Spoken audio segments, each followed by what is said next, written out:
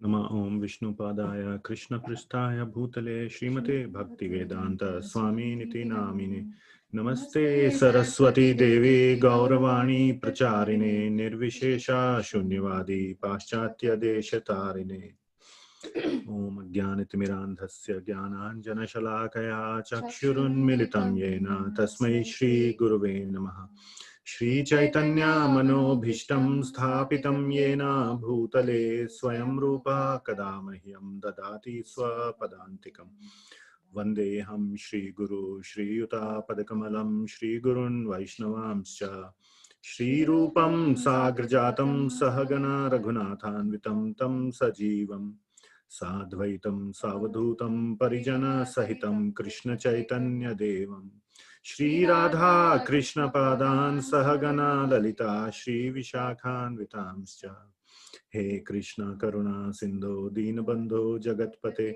Gopesha Gopika Kanta Radha Kanta Namostute Tapta Kanchana Gaurangi Radhe Vrindavaneshwari Vrishabhanu Sute Devi Pranamami Hari Priye Vanchakalpatarubhyascha Kripa Sindhubhya eva cha Patitanam Pavanebhyo Vaishnavebhyo Namo Namaha Jaya Shri Krishna Chaitanya Prabhu Nityananda Shri Advaita Gadadhara Shrivas Adi Gaura Bhakta Vrinda Hare Krishna Krishna Krishna Hare Hare Hare Rama Rama Rama Hare.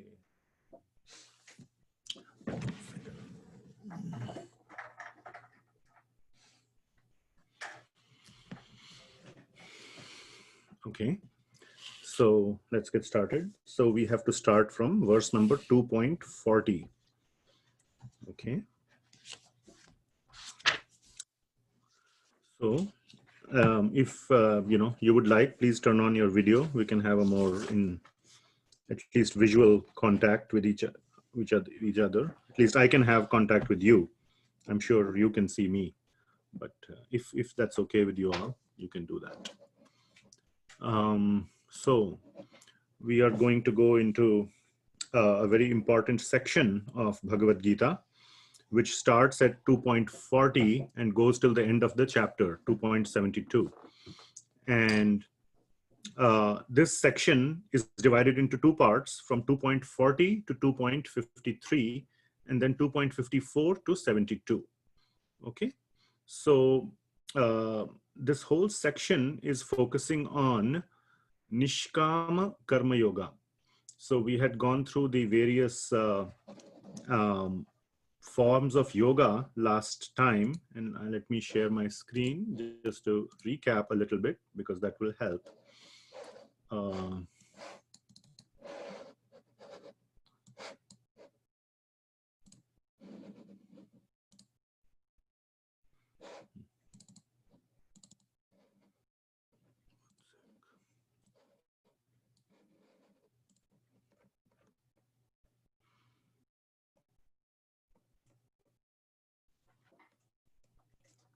So we went through all these various forms of yoga last time, and we started with Karma Yoga, doing our duty with some expectation of results, and to enjoy those results, that is Sakama Karma Yoga, without any expectation of results, just for the sake of doing the duty, which is the highest level of doing any duty, because then you are not influenced by the returns. You're just doing it for the sake of doing it as a matter of duty. That is Nishkama Karma.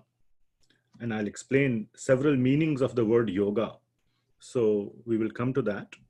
And then Jnana Yoga is the yoga of obtaining knowledge about the absolute truth, about obtaining knowledge of what is this whole world about, what is the purpose of my existence in this world, what am I, who am I, how am I different or same as am I just a part of material nature, am I matter, or is there something more? And you go deeper and deeper into that inquiry, and you get whatever output or result you get.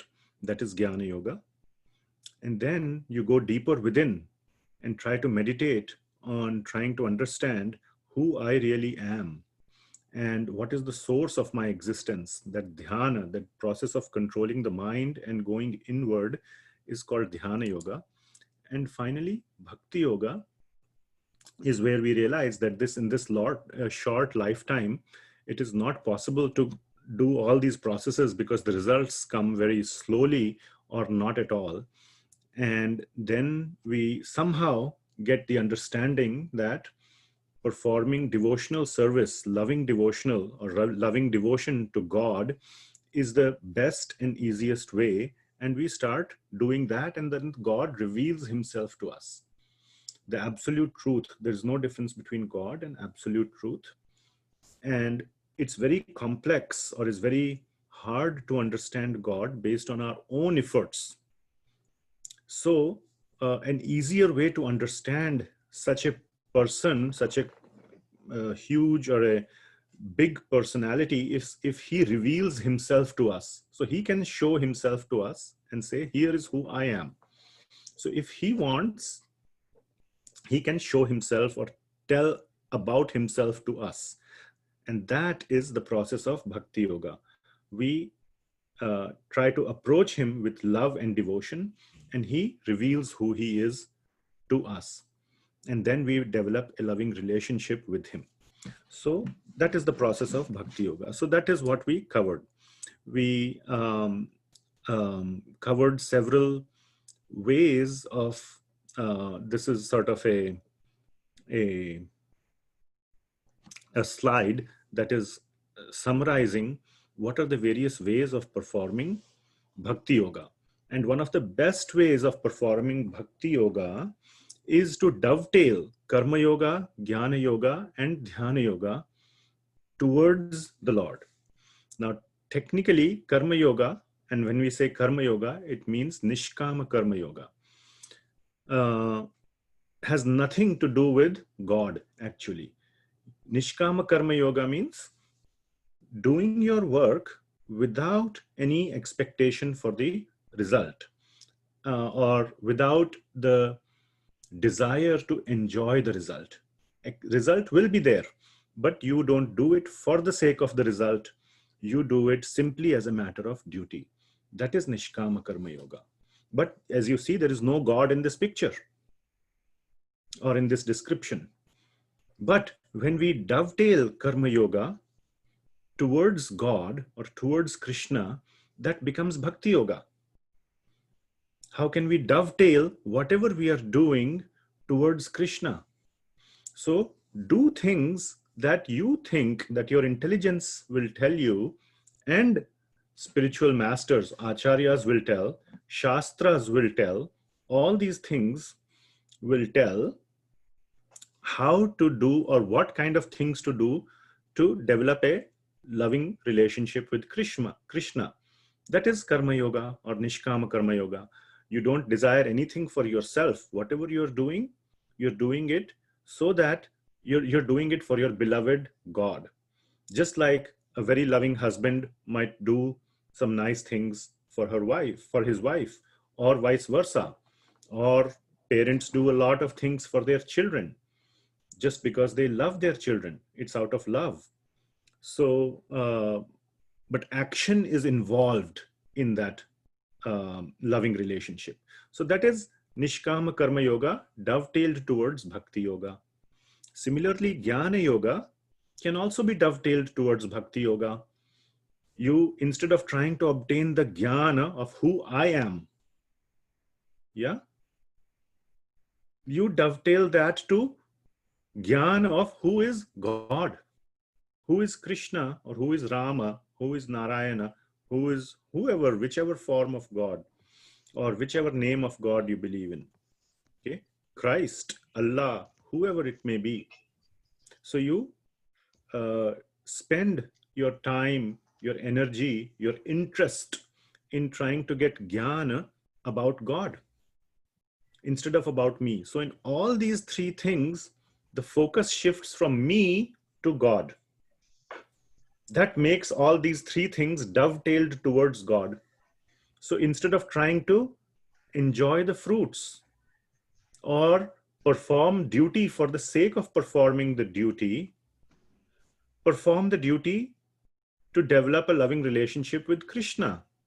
That makes Nishkama Karma Yoga dovetailed into bhakti. Similarly, jnana, instead of trying to find out who I am, what is the source of me, what is the source of this world, am I a product of this material world? Instead of asking those questions, ask who is Krishna or who is Rama. That is Jnana Yoga dovetailed to Bhakti Yoga. Hear his songs, you speak his glories, speak his name, all that is within the body of knowledge, jnana, but jnana dovetailed towards bhakti. Similarly, dhyana means meditation. Instead of meditating upon yourself, you meditate upon Krishna. Who am I? Going inward, trying to control the mind to gain some benefit, to gain happiness for yourself. You have this, somebody may have this understanding that by doing meditation, I will become happy. That is true. Similarly, for jnana, if you go down the path of jnana, there is happiness involved or there is knowledge that you will get. That is true. But better than that is to get knowledge about God. Better than thinking about or meditating upon one's own self, meditate upon God. So thinking about God is dovetailing dhyana yoga to bhakti yoga. So I just have one slide here which kind of summarizes all these things into one picture, so to say. So here we have animalistic life. Animal life is just like, you can imagine animals just pretty much living a life of complete sense gratification. There is no regard for even regulative sense gratification. You see something and you run towards it, even though it may cause immediate harm. You are so attracted, one is so attracted to sense gratification that one has no other concern but sense gratification. And you try to get as much sense gratification as possible. That is animalistic life. Karma kanda is regulated sense gratification. You know that too much will cause problems. You work hard, you regulate yourself like all the hardworking people. They don't, they keep their body fit. A lot of them do meditation. A lot of them, they do a lot of, good healthy practices. They eat in limited amount. They sleep well. They don't sleep too much. There is regulation in sense gratification. That is karma kanda. And then there is sakama karma yoga, where you are expecting benefit. Now, all these three, as I have pointed here, this box corresponds to these things. It's like this, So this is what it means here is that the result is material bondage. You keep going up and down within the material plane. If you do very pious, very good activities, you will go higher up. You'll get a better life. Next life will be better, but it will all be within the material world. You'll keep cycling. A result of Nishkama Karma Yoga. So then you progress from Sakama to Nishkama. That's the next higher level when you're doing things without the desire for enjoying the results. Jnana Yoga, Dhyana Yoga, etc. These are shown in red color. These, what it means is that these can be dovetailed to pure Bhakti Yoga. The other two, Karma Kanda and Sakama Karma Yoga, are shown in gray arrow because they lead to beginning stages of Bhakti Yoga. Because there is still a desire for sense gratification in these two, as you can imagine. But you can still dovetail whatever limited bandwidth or the limited aspect, whatever is not sense gratification, you can dovetail it towards God. To that extent, it becomes bhakti. But it is not pure bhakti yoga. It's not 100% bhakti. That is why the red arrows can be dovetailed to pure bhakti yoga. So Nishkama Karma Yoga, Jnana and Dhyana Yoga all can be dovetailed into being pure bhakti yoga, because nothing else except for God, nothing for me, everything for God. And the result of all these activities is moksha, or liberation from the material world, from the cycle of birth and death. And if all these are dovetailed towards God or towards pure bhakti yoga, then one gets even higher result than moksha, which is direct love of God and residence with God. Now, um, this may be a little, lot of questions may pop up. Why should I need all that? Why do I need it? Why should I even care for the highest? What is so great about living with God? Or live, and I'll just show this picture here, which we had showed last time, about the material and spiritual worlds. This is where Krishna resides, is at the center of the spiritual world. He's like kind of living in the downtown of the spiritual world. That is where bhakti yoga leads one to. And all the other forms of liberation lead to Brahma Jyoti or little bit higher, but not to this topmost destination. So there can be question, why do I care about topmost destination? Second, third, fourth level is good enough. Why not, moksha itself is good enough. Why care for the topmost? We will answer those questions if they come, when they come. But for now, the understanding is that by pure bhakti yoga, one can lead to the highest destination. So with that summary, now this next section is going to go very deep into Nishkama Karma Yoga, doing one's duty without any desire for enjoying the results. So with that background, let's start. I'm going to stop sharing and we will go into text 40. So please take a few minutes and read from number 40 all the way to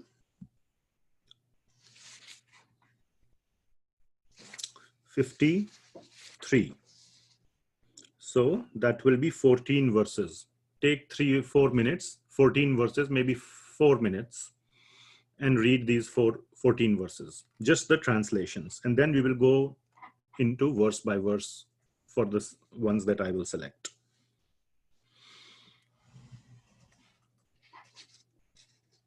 And I request all of you as much as possible to read beforehand so that, we can have a good understanding and can do more meaningful and effective discussions during the class. I have a question. So I don't have the real book. So on online, how do I get the pages? I don't know how I can do it. You asked this question last week as well, so you need to be able to go to 2.40, chapter 2, verse 40 on Veda base link. Are your parents with you right now? Yeah. Can I talk to them? Are they sitting next to you or not? They're not sitting next to me right now. Okay, can you turn the camera towards them? I'll go and call them. They went to the hall. They're not here with you. No. They were here 5 minutes before. They need to be with you during the class. Absolutely, it's a requirement. They cannot leave you alone in the class. Okay. Please ask them to come and sit with you. Okay.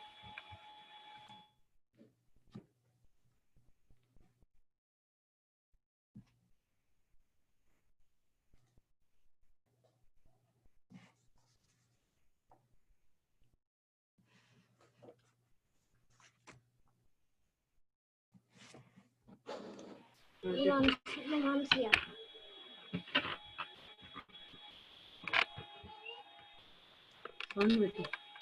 Hello? So, My mom's here. can you please help your daughter to navigate through this class? Okay. She's been asking the same question last week also and this week as to how to reach that verse. So we are at 2.40. Please help her reach that verse, and all the details are in previous recordings. Okay, 240. Yes, 2.40. Okay. Not chapter 2. Huh? I don't know. It is Karma Yoga, right? No. You can listen to prior recordings and you will have all the information of how to reach the verses. Okay.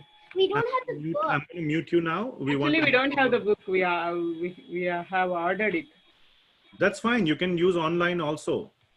Okay. All the details have been explained before. We want every student to take this class very seriously. Yeah. Okay, it is a free class, but it's a very serious class. Understood.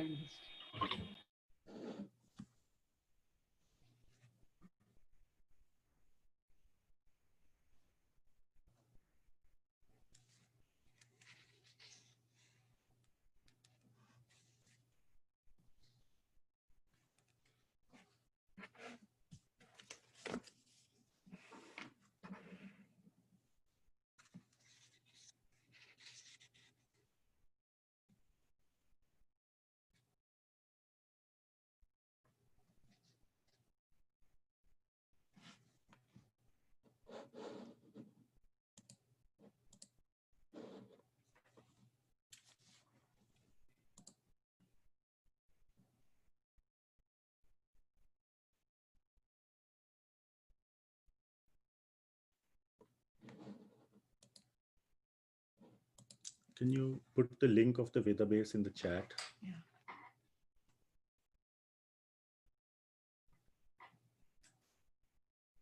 And I think with every email you send the link, do you?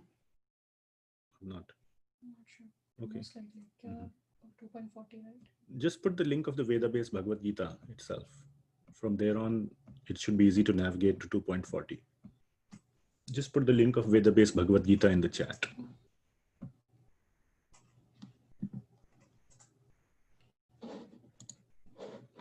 Somebody is asking privately which verse it is. 2.40, right? Yeah, from 2.40 to 53.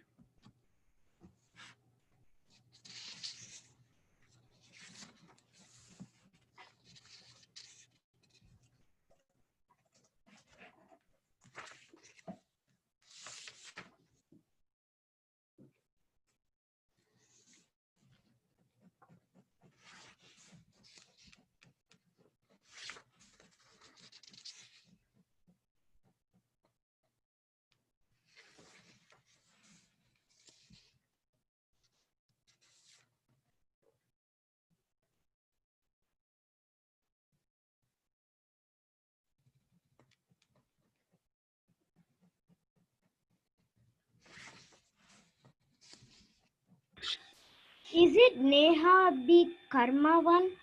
Yes.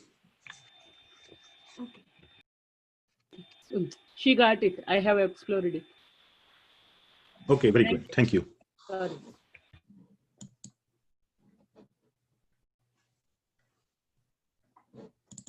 So I sent it to privately. Sorry.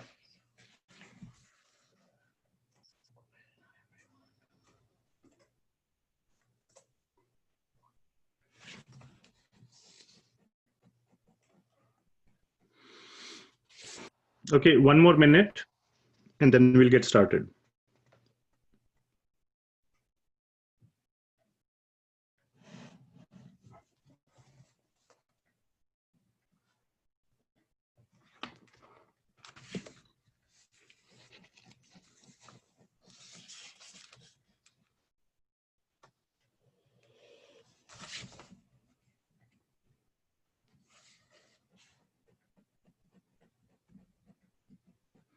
Thirty more seconds.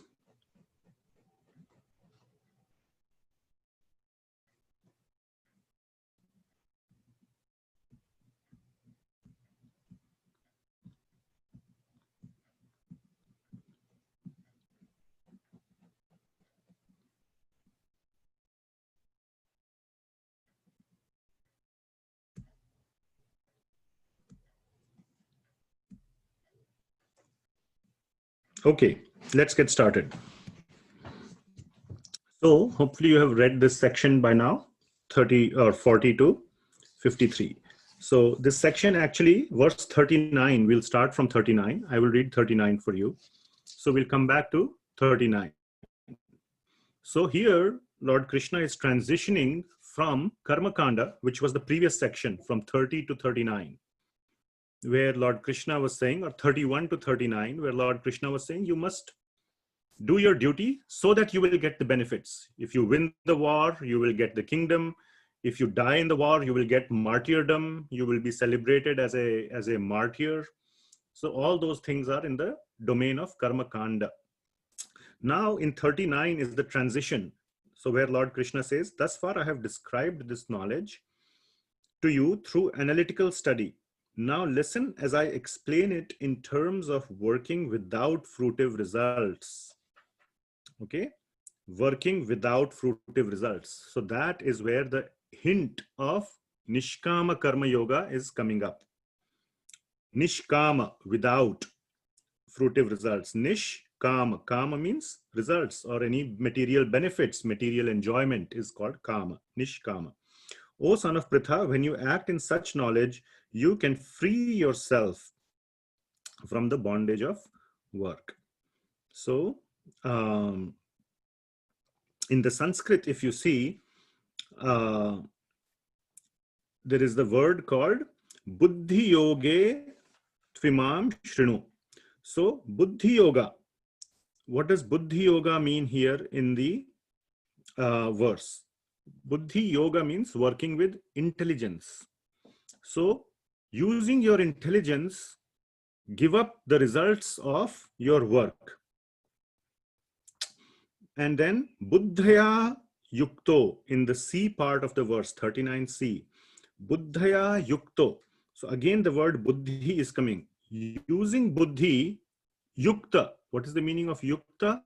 Using or deploying or basically making use of. Here Srila Prabhupada has used dovetailing. So using your Buddhi, do things and in that way, karma bandha prahasyasi. Prahasyasi means you will be released from karma bandha. You will not be bound by the results of the work that you do. So this verse is basically leading into the point that do your work without the desire or without enjoying the results. But you must still do your work. Yukta means stay engaged. Now we will cover a little bit, or we'll go a little bit into the understanding of Buddhi Yoga. So this is the first occurrence, 2.39 is the first occurrence of the word Buddhi Yoga. What does it mean, Buddhi Yoga? Here, in the word by word translation, you will see by intelligence dovetailed into yoga. If you see the purport, now let me share my screen once again so you can follow.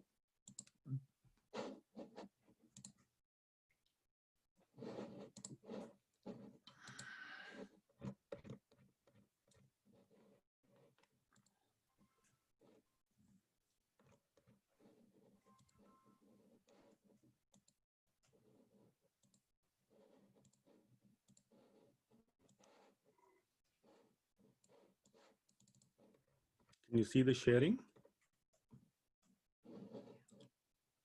One should therefore understand that Buddhi Yoga means to work in Krishna consciousness, in the full bliss and knowledge of devotional service. One who works for the satisfaction of the Lord only, however difficult such work may be, is working under the principles of Buddhi Yoga and finds himself always in transcendental bliss. So this is Buddhi Yoga. So you can see here that this is, if you look at the direct meaning of the word Buddhi Yoga, it just means working with intelligence. Now, Srila Prabhupada is translating Buddhi Yoga and saying Buddhi Yoga means to work in Krishna consciousness, to work for Krishna. Why is that? That is because that is the case when you're working with intelligence. What if a person is highly intelligent? Such a person who has completely read all the Bhagavad Gita, all the Puranas, everything, he will come to the conclusion that the highest or the most intelligent thing to do is to work in relationship to Krishna. That's the best thing. Just like a child, if he understands, hey, if I work according to the instructions of my father, who is more experienced, who has much more wisdom, I will be happy. If there is a rebellious child, he thinks, I know better than my father, why should I follow his instructions? He will not do so well. So the more intelligent child is the one who follows the instructions of his father. That itself is intelligence. And so Srila Prabhupada here is giving that point right in the beginning, that Buddhi Yoga means following the instructions of Krishna or developing a loving relationship with him. And that is intelligence. So it is simply defining what is, how one can be intelligent. Another very deep understanding of this intelligence we will cover when we reach just a few verses later, and we will go into a portion of Bhagavad Gita where Lord Krishna himself connects the word Buddhi Yoga to himself. So we will see that in just a second. Okay, so now we will go to verse number 40. In verse 40, this is another very important verse. Lord Krishna says, in this endeavor, there is no loss or diminution, and a little advancement on this path can protect one from the most dangerous type of fear. So what is this path? This path is the path of Nishkama Karma Yoga, working without the desires for the results. And if one, so Krishna is giving one the confidence that start on this path, don't worry. Even if you make little bit progress, it will be so much beneficial for you. It will save you from many, many kinds of dangers. So another understanding of this is that spiritual progress stays with a person forever. Spiritual progress is never lost. And it stays even beyond this life. Anything material that you can acquire, there is no such guarantee. If you have a lot of wealth, you may lose it in this life itself. And definitely you will lose it when you take birth again. You cannot come and claim, oh, this bank account, I was Rockefeller in my last life. So please, let me become the owner of the Rockefeller company. You cannot say that. When you are born with, nothing from the past. Knowledge also can be lost in this life. Some people's minds become disturbed, with age or something. They may have acquired a lot of knowledge, but they may lose it completely for various reasons. And definitely in the next life, again, you have to start with A, B, C, D. You may be a big scientist. You cannot carry over all that knowledge into the next life. But spiritual knowledge carries over 100% into the next life. And that is the meaning of this verse. We will go very deeply into this discussion in the 6th chapter towards the end, where Lord Krishna will describe this whole aspect of how the spiritual knowledge and to what extent it carries over to the next life and how it is revived in the next life automatically. So that whole discussion we will have when we reach the 6th chapter. So that is about this verse. This verse, the Sanskrit of this verse is also very beautiful and very nice. Neha bhikramana asho asti pratyavayo navidyate swalpamasya dharmasya trayate mahato bhayat. So very nice verse. For those who are interested in verses of Bhagavad Gita, try to memorize this verse and try to remember it if you can. 2.41, another very important verse. We are going slowly. Please pay very careful attention as we are having this discussion. This is very, very important discussion that we are having, and I will not repeat it ongoingly because we want to spend a lot of time on questions and discussion as well. So please be very careful, listen very attentively. Those who are resolute on this path, those who are on this path are resolute in purpose, and their aim is one.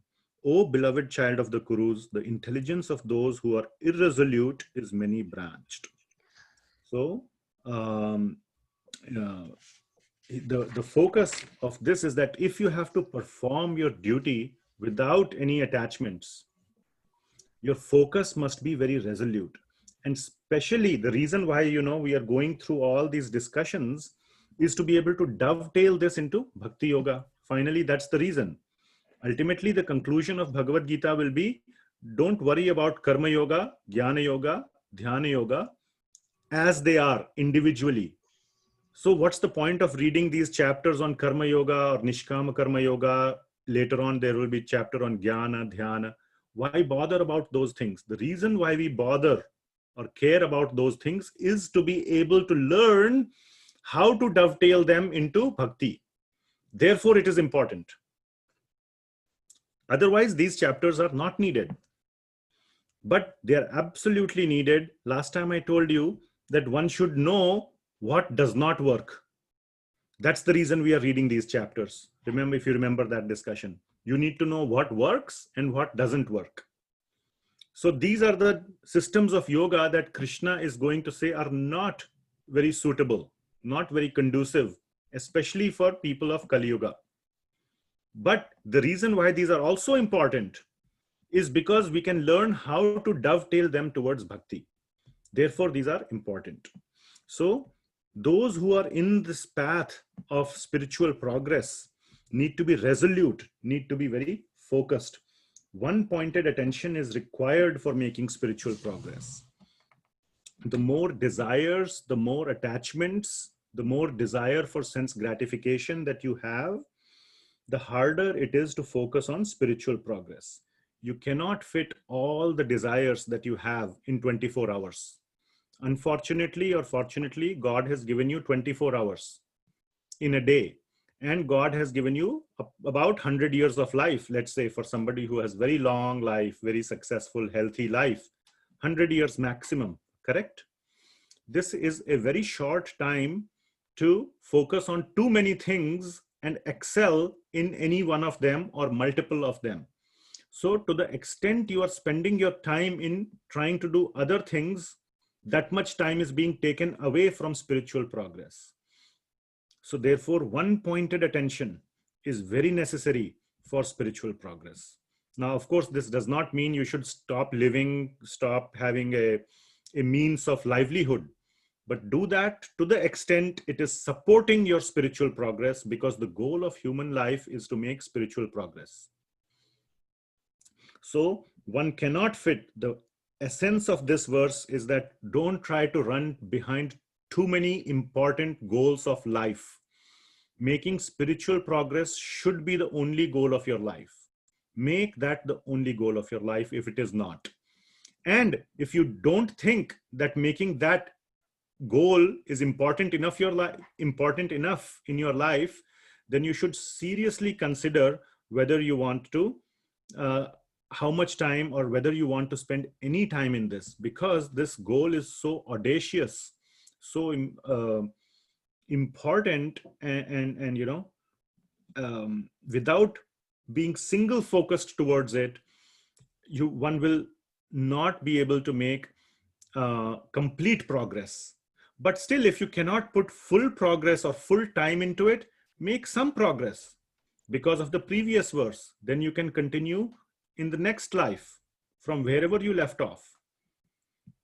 So that choice you have to make. But Lord Krishna's advice is to put full focus in our spiritual life. Now, what is spiritual life? That may be one of the questions. So that we will answer in the, or we will look into the next two verses, 42 and 43. So here it says, men of small knowledge are very much attached to the flowery words of the Vedas. Veda Vada Ratah Partha. If you see in the verse 42c, Veda Vada Ratah Partha. So the Vedas are being referred to here. And Lord Krishna is telling a very, so to say, what's the word? Contradictory statement that don't worry about the Vedas, but the Vedas are supposed to be the most important spiritual texts, at least in the Vedic literature. So, and then he says, which recommend various fruitive activities for elevation to heavenly planets, resultant good birth, power, and so forth. Being desirous of sense gratification and opulent life, they say that there is nothing more than this. So Here again, I want to connect back to the yoga ladder. The Vedas are actually trying to take us through that ladder, truly like a ladder. What is a ladder? We talked last time. One step, next step, next step. You build on one step over the other. You go in sequence. The Vedas are trying to take us in sequence from Karma Yoga to Jnana Yoga, Dhyana Yoga, and finally Bhakti. Bhakti is the essence of the Vedas. We will cover that in the 15th chapter. So stay on till the 15th chapter, 15.15, if you are interested. 15th verse of the 15th chapter we will see. And even in 15.19, the 19th verse, Lord Krishna says that the essence of the Vedas is just bhakti, nothing else. But the Vedas are taking us through the scenic route, through the slow and steady route. And in Bhagavad Gita, Lord Krishna is saying, abandon, don't worry about the Vedas, because they are going to take us through the slow and scenic route. A serious devotee, his life is defined by a sense of purpose and a sense of urgency.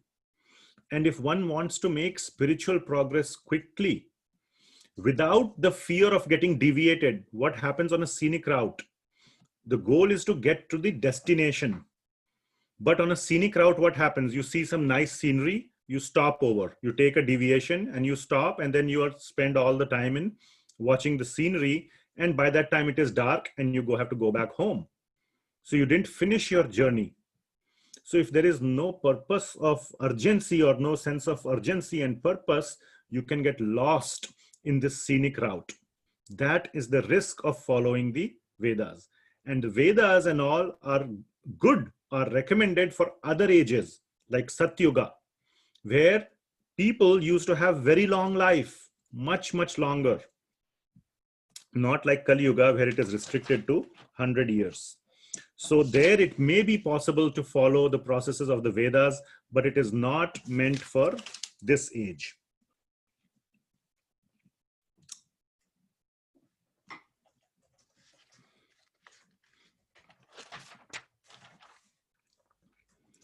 And the Vedas, a large part of the Vedas are actually to do with Karma Kanda, trying to bring people up from the stage of animalistic life to the stage of Karma Kanda, and from there getting elevated to higher and higher stages. So there is a focus on sense gratification, regulated sense gratification in the Vedas. And Lord Krishna is saying, don't spend any time on sense gratification at all. So that is the focus of verse number 44. 44 says basically give up all attachments, all desires for sense gratification. Now, doesn't mean all, when I say all attachments, does not mean all spiritual attachments included. It only means giving up material attachments, but creating or replacing those material attachments with spiritual attachments. So 44 says, in the minds of those who are too attached to sense enjoyment and material opulence, and who are bewildered by such things, the resolute determination for devotional service to the Supreme Lord does not take place. So, to the extent that you will be indulging in sense gratification, to that extent it will be harder to make spiritual progress. So, this whole section, what we read from 40 to 53, is basically focusing on detachment. And an essential part of Nishkama Karma Yoga is detachment. We are all ready to do hard work. Working hard is not a problem for a lot of people. But working hard, and why do we work hard? For the results. If you take the results out of the picture, it will become very hard for somebody to work hard, right? Like I think we discussed in this class last time. If your boss, or if you say that, hey, I won't get a salary, would you still be willing to go to work every day? It will be very hard to convince yourself, motivate yourself to go to work if it's not for the reward. So the attachment to the reward is what is being asked to be removed. So how do you continue to perform your work when you're being asked to be detached from the rewards of the work? That is this section, that is this whole section about detachment from material results or material attachments. So to the extent we are attached to material things, material results, to that extent, it will be difficult for us to make spiritual progress. So basically, this is, I want to just say this, this class is very much focused on practice as well, not just theory. I am personally not interested in making you very knowledgeable about Bhagavad Gita so that you can just go and give a class to others. Okay? Theoretical knowledge is not my goal. Theoretical knowledge is not Lord Krishna's goal. Theoretical knowledge was not Srila Prabhupada's goal. The goal is to become practitioners of Bhagavad Gita. So, and then if you practice, you can share it with others. You can give a class, you can, go do whatever you want. But what it means is walk your talk, not just talk. So in practical meaning, I would strongly, here is a homework for everyone. So please pay attention. If you have not paid attention so far, please pay attention. Please start by building some detachment in your life. Pick something which you are attached to and start building some detachment from that or detachment to that thing, whatever it may be. Now, some people will say, oh, I am very attached to eating gulab jamun. So I will not eat gulab jamun. Instead, I will eat rasgulla. So I'm not asking you to pick some kind of petty attachment like that. That is good. To some extent, it is good. Fine. You're giving up attachment to something. Start small. It's like if you have to become a heavyweight lifter, you start by lifting small weights first. Your muscles will start building. Then you can gradually build your muscles to lift more and more weights. So start by small detachments, but not too small. So I want to share one very important verse from another scripture. Where is this? Oh, I have already been sharing all this while. I'm not sharing. Here it says, oh, share screen. Okay, sorry. Now is it sharing? Yes. Okay, thank you. This book is called Nectar of Instruction. Okay, if you remember, I must have pointed to it in the orientation class. And there are 6 kinds of attachments. So in the first verse of this book itself, it talks about those 6 kinds of attachments. And it says, once you have given up all these attachments, what a great person you can become. So these 6 are the broad categories. Now there are thousands of subcategories. And for every person at a customized level, there are many, many attachments. But these are the 6 broad categories. What are they?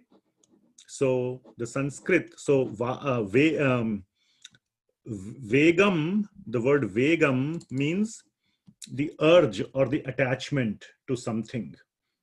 Okay, so there are 6 kind of attachments given here. Vacho Vegam, the urge to speak. Everybody wants to talk. So there is so much attachment to speaking and speaking all kinds of nonsense and primarily speaking of how great I am. It's all about me in some subtle way. See, think about it. So that is one attachment. Manasa Vegam, attachment of the mind, all the things that your mind keeps cooking up, attachment to those things. Krodha Vegam, Krodha means attachment to anger. For many people, anger is a very good way of expressing your domination, of expressing how powerful I am. It's a form of expressing your dominance, your power on others.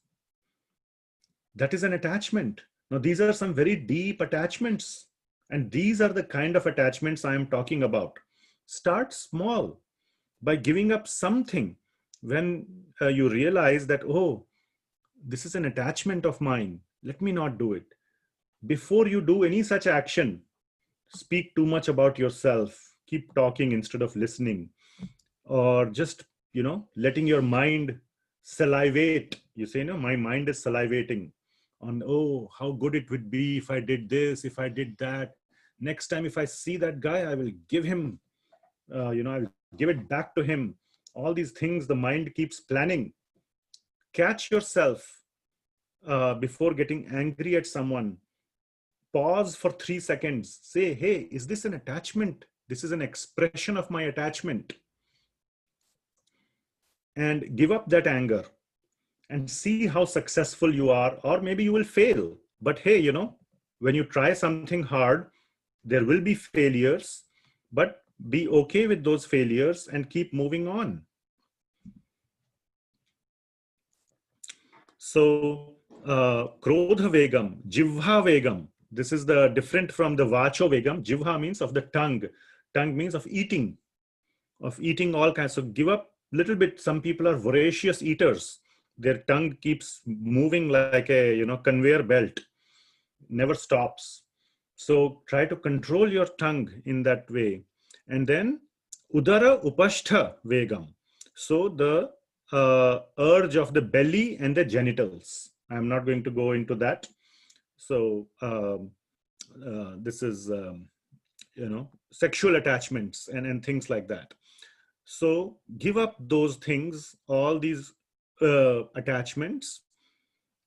And says, this verse says, one who has been able to give up all these attachments is qualified to make disciples all over the world, which means these are the qualities of an acharya. So once you give up all these attachments, you can be elevated. One can be as good as an acharya. So these are not simple things, but start small. Start with some people you get angry at.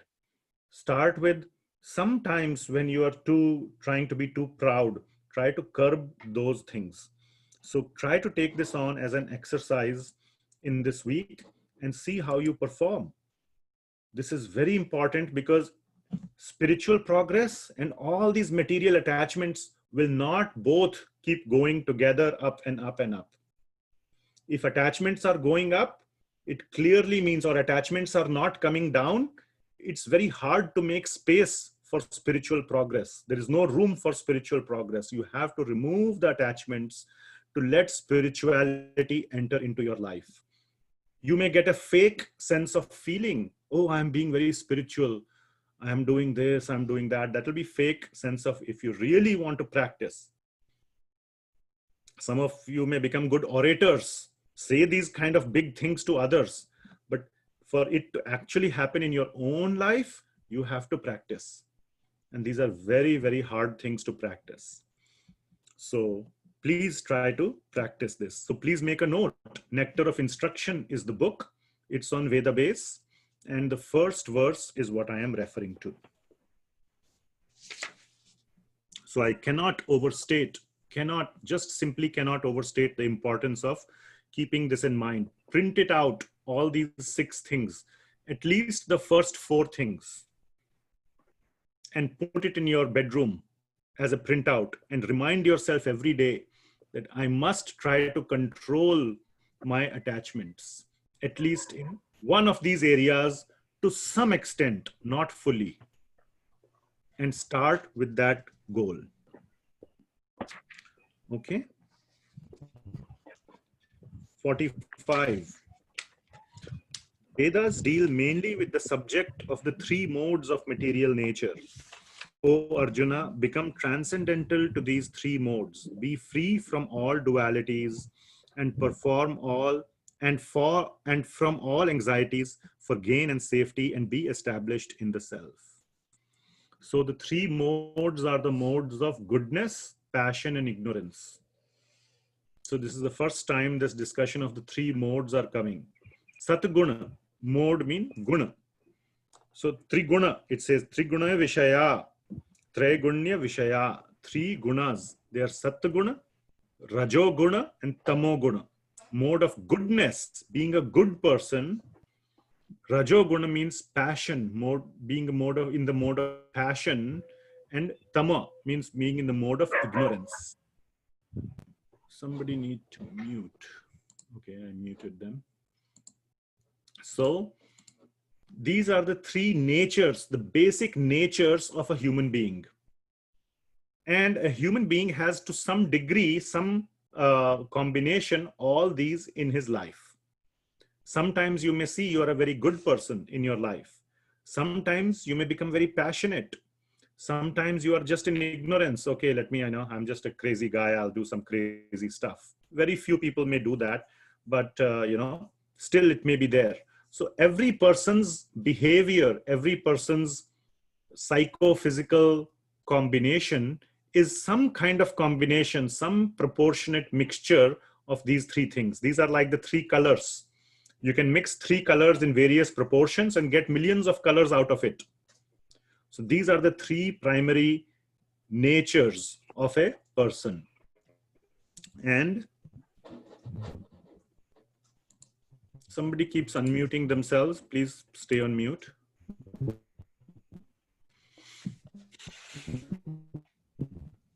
Okay, so these are the three modes, and we will discuss the three modes as we go along. But just for now, it is sufficient to know that these are the three basic compositions of the nature or the behavior of a person. So the Vedas deal with mainly the subject of these three modes. And you may think that, or the mode of goodness, being a good person, is the highest thing. No. Spirituality or spiritual progress goes beyond the mode of goodness, because a good person is attracted or is attached to being good. He is anxious to keep his goodness going. He's fearful that somebody will press some buttons, when you say, don't press my buttons, I'll get, I'm trying to be very peaceful. Don't press my buttons, I'll get angry, or it makes me angry. So people know that there is a possibility of coming down from the mode of goodness. So people in the mode of goodness are very fearful of preserving, of keeping it intact. They want to keep it intact, and they are fearful of deviating. So that is also an attachment. That's the point I'm trying to make. So in this verse, Lord is saying, go above the three modes, which is to go beyond the modes of, even beyond goodness. And in the 14th chapter, if you want to look at it, in the 14th chapter, verses 21 to 25, the whole discussion about 14th chapter is about the three modes. And in the end, Lord Krishna says, one must go above all the three modes. First, try to come from ignorance to passion, and from passion to goodness. That is highly recommended. Passion is worse than goodness, and ignorance is worse than passion. So try to be a good person in any case. Once you have been a good person, try to go even beyond a good person and go into the spiritual mode. You will see sometimes somebody, I'm sure you know somebody in your life who's a very good person, very nice person, but he may have nothing to do with spiritual progress, nothing to do with relationship to God, absolutely nothing. He is just a very, very good person, a thorough gentleman, as you would call. So mode of goodness has nothing to do with spiritual progress. But here in Bhagavad Gita, Lord is saying, go beyond mode of goodness into spiritual progress. Now, once one is in spiritual progress, automatically, externally, he exhibits mode of goodness. The external symptom of spiritual progress is mode of goodness.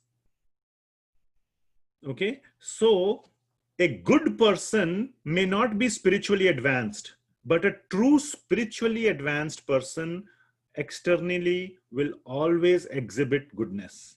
Internally, he is way more advanced because he's spiritual, but externally, he will be as good as the best good person, best mode of goodness person. So I hope that whole concept is a little bit clear. We will talk about these three modes many, many places in the Bhagavad Gita. Okay. So Krishna here directly is saying, be free from or go beyond all these modes. So verse number 46 is kind of wrapping up this discussion of the Vedas. If you, let me see if there's anything else I wanted to cover here. Okay.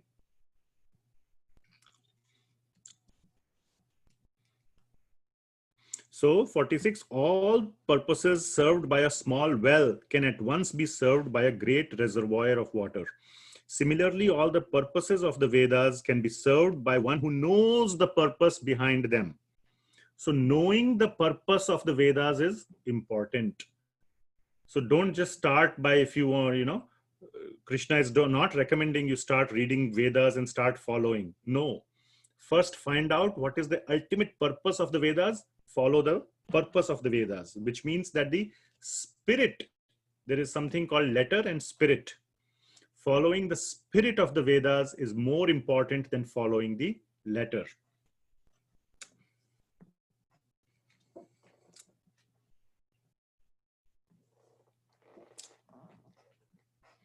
Okay. And in chapter 15, we will see that the spirit of the Vedas is also Bhakti Yoga. There is absolutely no difference between the conclusion of Bhagavad Gita and Vedas. Now, to be able to confirm that, you have to read the Vedas if you want to confirm it yourself. I would not recommend going down that path because the Vedas are huge and it's going to be very hard to understand them. But I'm saying theoretically, if you really want to come to that conclusion, is the conclusion of Vedas and Bhagavad Gita the same? Well, there is no other way other than reading the Vedas for yourself. And we are going to read Bhagavad Gita here so you can compare. Or the other option is you can trust Krishna's words. And in the 15th chapter, Lord Krishna is going to clearly say that the conclusion of the Vedas and Bhagavad Gita are exactly the same. So if you believe Lord Krishna's words in Bhagavad Gita, if you believe the words of Lord Krishna in Bhagavad Gita, there is no need to focus on the Vedas. Just focus on Bhagavad Gita because the conclusion of both is the same. Now, having put to rest this whole discussion about Vedas, what to do about Vedas, which are central to the entire Vedic literature, Lord Krishna is saying, follow Bhagavad Gita, keep the Vedas aside. Having established that fact, we come back to the discussion of Nishkama Karma Yoga. Now, verse 47, I'm sure many of you are very familiar with that verse. It is supposedly the most popular, I won't say the most important verse, but the most popular verse of the Bhagavad Gita. So let's see. Karmanyevadhikaraste ma phaleshu kadachana ma karma phalaho the turbhu mate sangostva akarmani. So very famous verse. Everybody has heard about it. Karmanyevadhikaraste. So this verse is embodying the whole philosophy of Nishkama Karma Yoga. So you have translation, you have a right to perform your prescribed duty, but you are not entitled to the fruits of action. So you must perform your duty, but you should not have the entitlement. Oh, the results are also mine. The fruits are also mine. Never consider yourself the cause of the results, which means don't think you are the doer of those actions anyway. So why should you be entitled for the results? It's like somebody else, your teammate has done all the work. Why should you get the promotion? If your teammate has done the work, he should get the promotion. Correct? So in this case, Lord is saying you are not the doer. But you should never be attached to not doing your duty, which means you should always try to do the best you can. So you should try to do the best you can, but who is the doer if you are not the doer? So this is like a little bit of a confusing verse. You should do your best, but you are not the doer. What does it mean? Think about it. No need to answer or unmute, but just contemplate for 30 seconds. This is very important verse, and I want you to Internally think about it.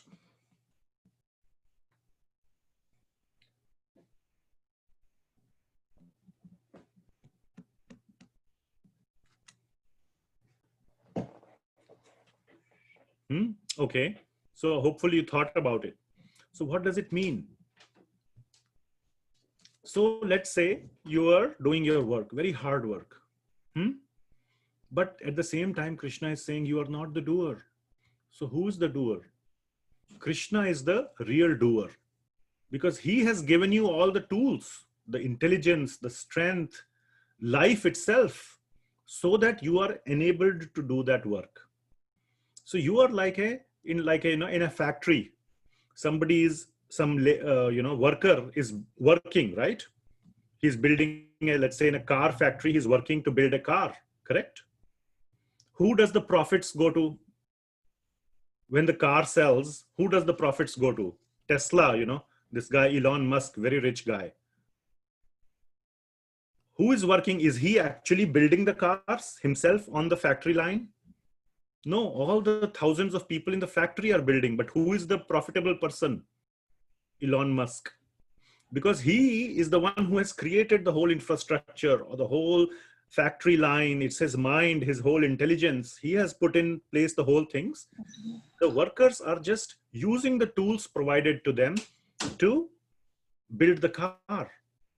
So they are not, so it's just an analogy. Don't take the analogy too far. Okay, we don't want to get into a political discussion about capitalism and how it is unfair for the owners of these big companies to reap all the profits and all that, but it's just an analogy. Okay, so all the tools have been provided to you, your strength, your intelligence. Who provides you the food? Where does the food come from? It grows from the earth. Who has given that whole technology? Can man come up with a technology to grow food from the earth? Man can come up with technology to create honey nut Cheerios cereal, right? That comes in a packaged box. But what is that honey nut Cheerios? What are the Cheerios made of? It's made of wheat. Where does the wheat come from? From the soil, from the ground. There is no technology that can make wheat. I'm willing to give soil, water, sunlight to a technologist and say, make food out of it from soil, water, and sunlight. Can they make it? No, it's not possible. So God has given all the resources and he is the ultimate doer. So one should work with that attitude, work with that mentality that I am not the doer, but I must still do the best I can.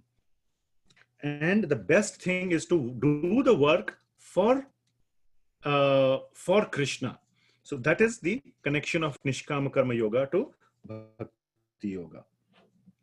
So the main point is to act without attachment to the result, but with full attachment to the duty itself.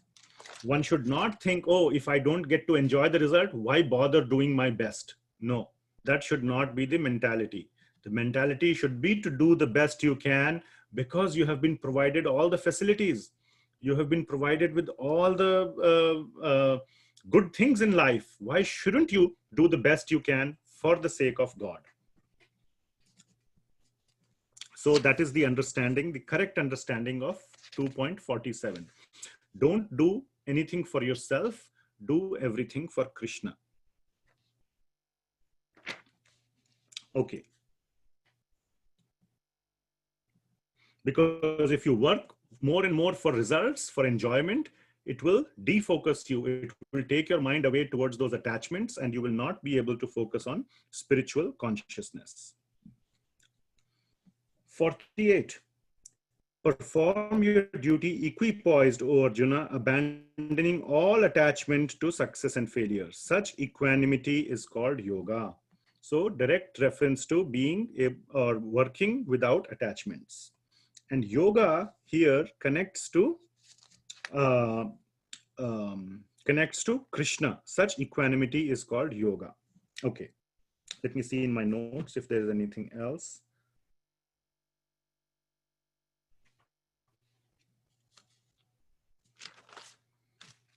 Okay.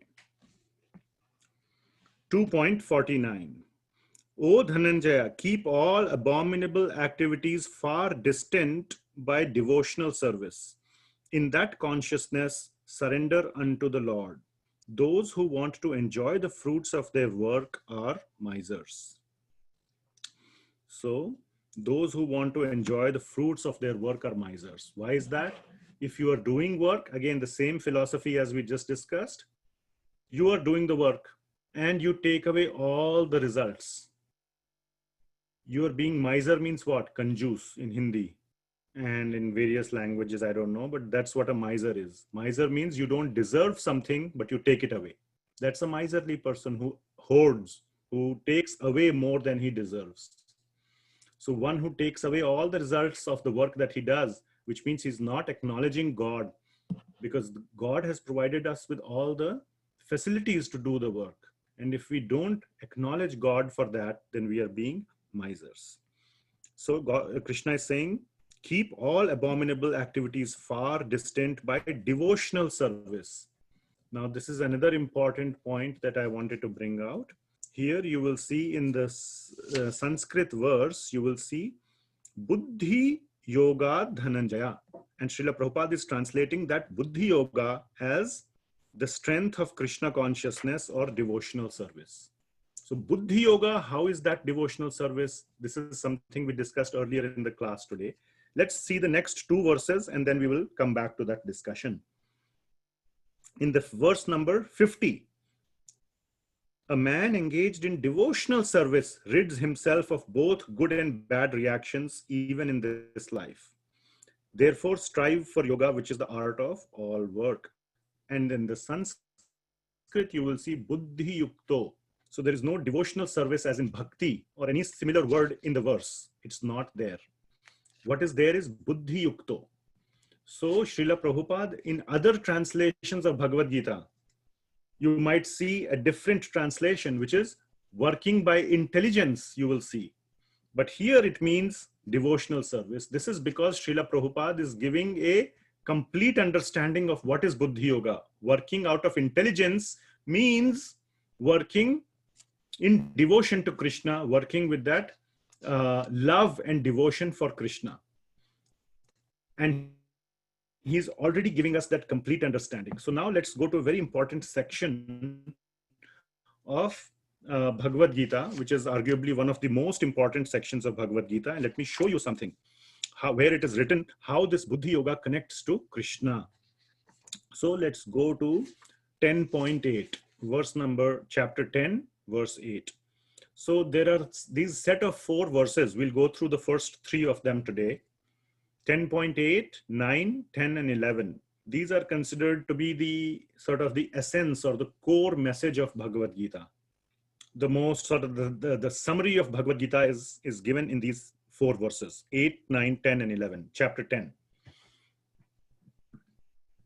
So we'll go through just quickly, we'll go through the first 3 of them. So in verse number 8, Krishna is saying, I am the Supreme Lord. That's the final conclusion. That's the first statement. I am the source of all spiritual and material worlds. Aham sarvasya prabhavo. Everything comes from me. Everything emanates from me. Mattah sarvam pravartate. The wise who perfectly know this, iti matva, the one who knows this, engage in my devotional service. Bhajante mam. Those who know this, iti matva, bhajante mam. So they do bhajan. They do devotional service. Bhajante mam buddha bhava samabhavitaha or samanvitaha. They engage in my devotional service and worship me with all their hearts. So what is the duty of devotees? They know that Krishna is the source of everything, which means he is the Supreme Lord. He is the source of everything material and spiritual. Everything comes from him. Aham sarvasya prabhavo mattah sarvam pravartate. That's what that Sanskrit means. So this is establishing who Krishna is. And what does the devotee who knows this does? Bhajante mam. Iti matva bhajante mam. How does he do the bhajan? That is given in 9. The practice, the practical aspect is given in 10.9. Mad chitta mad gata prana. Mad chitta. Chitta means man or the mind. And prana means the life, air, prana. When you say, no, somebody died, unke pran chale gaye. Pran means that's the life, the essence, the life air is called prana. So their mind and their life is focused on me. Mat chitta, mat gata prana. So their mind and heart is always focused on me. So the thoughts of my devotees dwell in me, and their lives are fully devoted to my service. And then bodhayantaha parasparam. They derive great satisfaction in bodhayanta parasparam. They talk to each other. Paraspara means with each other. Bodhayanta means to talk. So they talk to each other about me. Kathayantascha mam nityam. Katha. Katha means stories. Kathayantascha, whose katha? Harry Potter's katha? No, mam. Krishna is saying mam. Kathayantascha mam. 1 hour per day, 2 hours per day. Nityam, all the time, 24 hours per day. So kathayantascha mam nityam, tushyanti cha ramanti cha. Tushyanti means satisfaction, ramanti means happiness. So they get great happiness and satisfaction out of this activity. So this is how the devotees act, or this is the practical job of the devotees. They just keep talking to each other, keep getting satisfaction about, thinking about, just like parents. If they have a very nice child, they spend all their time just talking about their child. But that's a material attachment, but doing the same for Krishna is the spiritual attachment. Now comes the important verse which has relevance to our discussion about Buddhi Yoga.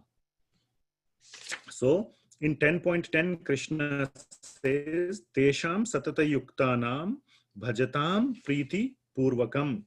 So Tesham, now in 10.9, we read, what do the devotees do? Right? Kathayantascha mam nityam, bodhayanta parasparam. That's what the devotees do. What does Krishna do? Tesham satata yuktanam. Tesham means to them. Satata yuktanam. Those who are to them means to those who are always engaged. Bhajatam priti purvakam. Those who are engaged in this loving priti. Priti means love. Bhajatam priti purvakam. Purvaka means full. Those who are fully engaged in loving me, what does Krishna do? Dada ami buddhi yogam tam. So buddhi yogam is coming here. Dadami. Dada means to give. Me means I give. Buddhi yogam tam. I give them the intelligence. Ye namam upayantite. So that they can come to me. So Krishna is giving them that highest intelligence, how to come to him. Isn't that the highest intelligence? How to go back to the spiritual world and to the center of the spiritual world, the topmost part of the spiritual world. That is all what karma yogis, jnana yogis and dhyana yogis are trying to understand. How to go back to the topmost place in the spiritual world. They don't know that the topmost place in the spiritual world is the residence of Krishna, but they want to go to that topmost place. And they are spending all their intelligence trying to figure it out on their own. What is Krishna saying here? I tell them that. So that's wonderful. Krishna himself is going to reveal it. But to whom does he reveal? To his devotees, to his bhaktas. And what is the definition of bhaktas? Satata yuktanam bhajati priti purvakam. This is the definition of devotee. Always engaged in loving me fully. Priti purvakam. So one who is engaged in this way, Krishna gives the intelligence. The highest possible intelligence is given by Krishna. So that is Buddhi Yoga. So why not strive for that? Do you see? Instead of going down your own rabbit hole, and you may or may not succeed. That own rabbit hole is Karma Yoga, Jnana Yoga, Dhyana Yoga, all by yourself. Instead, just ask, it's like, you have your friend, billionaire friend, Bill Gates, let's say. You are working so hard to get some money. Let's say he's your best friend. Just go and ask him for money. He'll give you, let's say. Easy, right? Why bother working so much? Now, again, I'm not talking about, you can come over, why will Bill Gates give you money and is he your friend? I'm not talking about all that. Okay. Or you can say about like a rich father. Why do you have to work so hard when your father is so loving? He's so rich. He can just give you. Why go the hard way when you can go the easy way? So you will see here directly that understanding from chapter 10, Srila Prabhupada is giving in chapter 2 itself. Why is Srila Prabhupada giving that understanding in chapter 2? Because in Bhagavad Gita, he was taking Krishna or Arjuna in a sequence because he knew Arjuna is sitting there on the chariot. He's not going to run away, right? Krishna is trapped, so to say. Even if Arjuna wants to run away, Krishna is talking to him. How can you run away? It's like the teacher is talking to you right in front. You won't leave the class. But when you read Bhagavad Gita, you can stop reading it. So Srila Prabhupada is not going to wait for you with the hope that you might someday reach the 10th chapter. What if you don't reach the 10th chapter? What if you drop out after the 2nd chapter? So Srila Prabhupada is very quickly giving that understanding so that even if you drop out after the 2nd chapter, you at least have the understanding what to do. That performing devotional service is the highest, much higher than performing all this Nishkama Karma Yoga, working with intelligence. What kind of intelligence? We don't know, some intelligence. And in the 10th chapter, you will realize what is that real Buddhi Yoga. Okay, so Srila Prabhupada is giving that overall integrated understanding of the Bhagavad Gita right in the beginning. Okay, so therefore in 49 we say, keep all abominable activities far distant by devotional service. 50. A man engaged in devotional service gets or rids himself of both good and bad reactions. So with devotional service, it develops goodness automatically. So if you you must try to become a good person, but at the same time, you must try to become a devotional person as well. And becoming a devotional purpose will feed your goodness. It will influence you automatically to become a good person.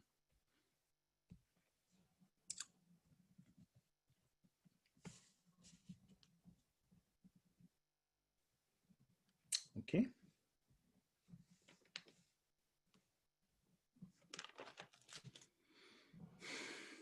And then 51. Again, same thing here. Karmajam buddhi yukta hi phalam tyaktva manishinaha. So buddhi yukta, Srila Prabhupada is saying, by thus engaging in devotional service, great sages or devotees free themselves from the results of work in the material world. In this way, they become free from the cycle of birth and death and attain the state beyond all miseries by going back to Godhead. So one important part to note here, going back to this, a state beyond all miseries. The Sanskrit there is gachanti anamayam. They go somewhere, gachanti. Gachanti means what? To go somewhere, right? Gacha, that's the Sanskrit word for going. Anamayam, anamayam means a place without miseries. So this verse is talking about some kind of destination. There is a destination. When there is a destination, what does it mean? You are on a journey. That's when you have a destination, correct? So it means we are on a journey and there is some destination to reach. What Krishna is calling here as anamayam, gachanti anamayam. So that should be our goal, to go to that place where there are no miseries. Now, later in the Bhagavad Gita, at many places, Krishna will give a much clearer understanding of what is that destination. And such, you can note down some of these verses. 8.5, 8.7, 8.15, 8.21, 9.32, and many other places in Bhagavad Gita, Lord Krishna is describing a destination, what he calls as my Param Dhamam. The supreme dham means destination. Tad dhamam paramam mama, he says. That destination, tad dhamam paramam mama, is my home. So that supreme destination, what you will find there, my home you will find there. So that is the supreme destination. Later on, it will be revealed. There is very nice verse in the purport of 51. This is a very, very famous verse, purely in Bhakti Yoga. So if you have not yet understood or you have not yet appreciated the whole concept of Bhakti Yoga, then this would be a good opportunity to focus on this verse from the Srimad Bhagavatam 10.14.58.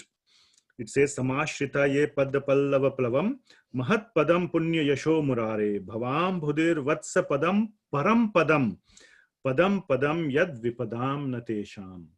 So this is a very important verse from Srimad Bhagavatam, but and the translation is given here that for one who has accepted the boat of the lotus feet of the Lord, who is the shelter of the cosmic manifestation and is famous as Mukunda, or the giver of Mukti, the ocean of material world is like a water contained in a calf's hoof print.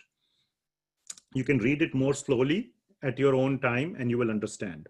Here is the main point. Param Padam, or the place where there are no material miseries, or Vaikuntha, is his goal.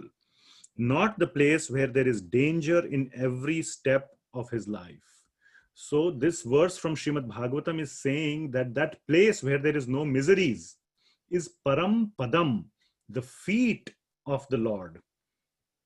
The feet of the Lord are the destination. This verse is clarifying that. So this Gachanti Anamayam is equal to Param Padam, the feet of the Lord. Then finally 52 and 53, and we will stop at 53. Lord Krishna is saying that when your intelligence has passed out of the dense forest of delusion, you shall become indifferent to all that has been heard and all that is to be heard. 52D, 2.52D says, Shrotavyasya, Shrutasya cha. Shrotavyasya and Shrutasya means all that is to be heard and that has already been heard. So to be heard means what? You have not heard it yet, correct? That is to be heard. So basically everything that you have heard and you have not heard yet, that is Shrotasya, Shrutasya cha. And that is a reference to the Vedas, which was Veda Rataha, if you saw in 2.42, I think. There was a reference to those Vedas. So here Krishna is saying when your intelligence has passed out of the delusion, of the dense forest of delusion, Moha Kalikam or Kalilam, that is the dense forest of delusion, you'll be indifferent. So you need to tune yourself out of all the knowledge in the Vedas. Don't worry about the knowledge in the Vedas. And 53 is saying when your mind is no longer disturbed by the flowery language of the Vedas, and when it remains fixed in the trance of self-realization, then you will have attained divine consciousness. So that is the state that you should aim to achieve, of trance, not being disturbed by Vedas. And by Vedas, it means here all the sense gratification, regulated sense gratification mechanisms, procedures that are given in the Vedas. Don't worry about those. Focus your mind on Krishna, and then you will have attained the divine consciousness. So this is basically the end of that section, which the main focus is to give up attachments. And again, please refer to the Nectar of Instruction, verse number 1, for the attachments that you can start practicing to give up, and start practicing some of these detachments or giving up of attachments. This next section from 54 to 72, we will cover next class. We will go over it a little bit more quickly than this one. And the focus of that section is more practical application for detachment. What are some of the practical things one can do to become a detached person? It starts with a question by Arjuna. And we will cover this in the next class, the question and Lord Krishna's answer, because Arjuna is interested in knowing, what does such a person do? What does a person look like? How does he behave? It says here, how does he walk and how does he sit? What it means really is, when you sit, how does he restrain his senses? When you are sitting, your senses are restrained. When you're walking, your senses are engaged. You look around, where am I walking on the right path? Am I going to fall down? You use your legs, hands, eyes, ears. You are careful about whatever is going on. That is the meaning of walking. So how do you engage your senses? When to engage your senses? When to restrain your senses? Because this whole section is about sense gratification and how to not get entangled into sense gratification. So how does he sit? How does he walk? Means how does he restrain his senses and how does he engage his senses? And Krishna will give some very practical tips, which we will see next week. Okay, so again, the whole section is all about detachment, and this is very important for spiritual life. Without detachment to material things or detachment from material things, it's going to be very hard to make spiritual progress. So all of you who are interested in applying Bhagavad Gita and getting successful results, you can try to apply it half-heartedly or no-heartedly, you will not get the results. And then many people end up blaming Bhagavad Gita. Oh, I tried, I did not get the result. It's like a science experiment. If you don't do it correctly, according to the steps, you will not get the result. Then you may have to, fudge the graph. Graph is supposed to be straight line, but when you plot the points, you get them all over the graph. Then you go to your friend and say, okay, what points can I copy? You change the data to make it look like a straight line. All those corrupted output will be there. It's called corrupted output, right? You change the facts to match the conclusion. So you may feel like you are making a lot of progress, but in reality, progress will not be made. So if anything you have taken from today, please take on that working on giving up material attachments. Should be a very, very important goal for spiritual progress. You must practice that. Absolutely, you must practice that. Okay. Remember this one very famous quote. What does it say? I say remember, and I'm myself forgetting because I remembered it long back. Train yourself to let go of everything you fear to lose. Everything that you fear to lose, because anything that you are attached towards, you are always fearful of losing it because you're so attached to it. But you must train yourself to let go of all such things. So train yourself to let go of everything you fear to lose, everything, including, I will say, your loved ones, your own life. Train yourself to let go of it. Let go of that attachment. Okay, so please work on your attachments. Okay. Let's see. So please, I think you have been sending some questions. Is that true? Are there questions coming in? Only on the chat. Okay. Okay. So let's take this question first, and then we'll come to the questions sent on the anonymous one, since there is only one of them here. Question is, what is the difference between being spiritual and being religious, or are they the same? It depends on what spirituality and what religion mean for you. Okay, that's what it depends on. Bhagavad Gita, you can say, is a religious text. You can say that. If you ask generally anybody walking on the street, what is Bhagavad Gita? They will tell you it is the religious textbook of the Hindus. That will be probably a usual answer, right? But that is not the case. Bhagavad Gita in actuality is the manual for a human being. Just like there is a manual for every machine. When you buy a new car, it comes with a manual. What are the buttons? What are all the things? How much tire pressure you must have, and all the things. Whether it works on unleaded fuel or what fuel, 92 grade, 89 grade. It comes with a manual which tells you how to use the car efficiently. If the car can only run on premium fuel and you put ordinary fuel, the engine could get damaged. So you have to understand that from the manual. So Bhagavad Gita is a manual for human life. So in that sense, you can say it as a religious text. You can say it as a spiritual text. It's basically how to make the best use of human life.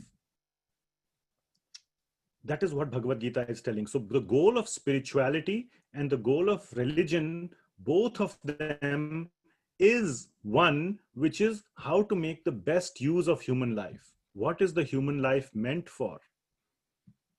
In principle, the goal of Bhagavad Gita or religion or spirituality, in essence, without using the word God, is how to make the best use of human life. If you allow me to use the word God, then really the definition is, who am I? Who is God? And what is the relationship between us?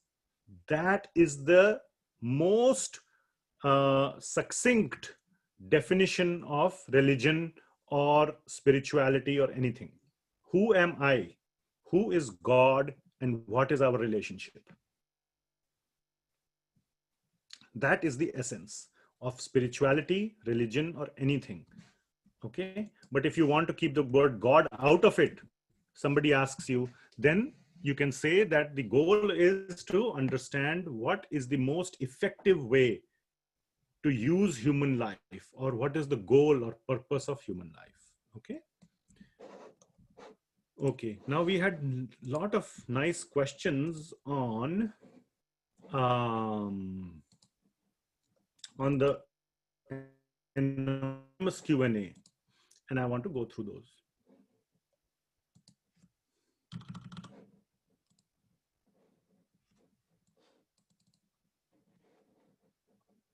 Let me find the PowerPoint.